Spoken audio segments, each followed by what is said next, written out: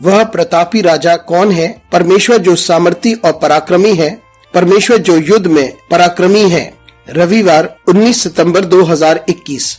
आज के मनन के लिए मैंने आप ही के लिए चुना है पहला इतिहास, उसका 29वां अध्याय और 18वां वाक्य। हे यहोवा, हमारे पुरखे इब्राहिम, इजाक और इजराइल के परमेश्वर, अपनी प्रजा के मन के विचारों में यह बात बनाए रख और उनके मन अपनी ओर लगाए रख।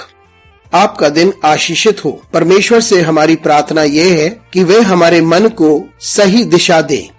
आज की सुबह का विषय है हमारे विचार और उद्देश्य।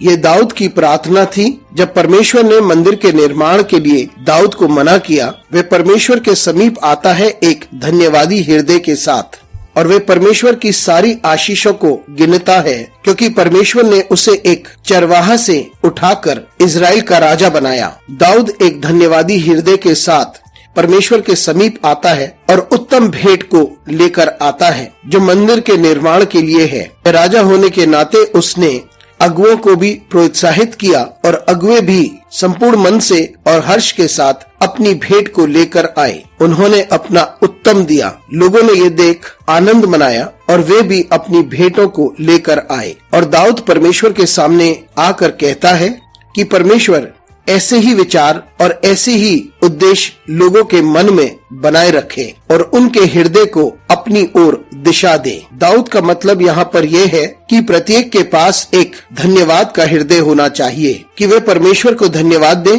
प्रत्येक कार्य के लिए जो परमेश्वर ने उनकी जिंदगी में किया है। ये हो सकता है कि कुछ प्रार्थनाओं का जवाब नहीं मिला हो और कुछ कार्य हमारी तरीके से ना होते हो। धन्यवाद देना अति आवश्यक है। हम परमेश्वर को उन सारी बातों के लिए धन्यवाद दें जो उसने किया है और जो उसने नहीं किया है, क्योंकि वही जानता है कि सर्वोच्च क्या है। और दाऊद परमेश्वर से सहायता मांगता है ताकि लोगों का हृदय निरंतर परमेश्वर की ओर लगा रहे और वे परमेश्वर को ही निहारे। मित्रों, हम भी ये सीखें, हमारे विचार और हमारे उद्देश्य निरंतर हमें धन्यवाद की ओर लेके चलें, क्योंकि परमेश्वर ने अपने समय पर हमारे लिए सब कुछ सुंदर किया है। हम अपने आप को परमेश्वर के समीप निरंतर सौंपे और उसे निरंतर धन्यवाद देते रहें। हम अपने आप को भी जांचें और ये देखें कि परमेश्वर ने किस प्रकार से अद्भुत कार्य हमारी जिंदगी में किए हैं। हम इसके अयोग्य हैं, लेकिन हम निरंतर परमेश्वर को धन्यवाद देते रहे और इस बात को याद रखें कि हम कुछ नहीं हैं, फिर भी परमेश्वर ने हमें चुना है, हमें आशीषित किया है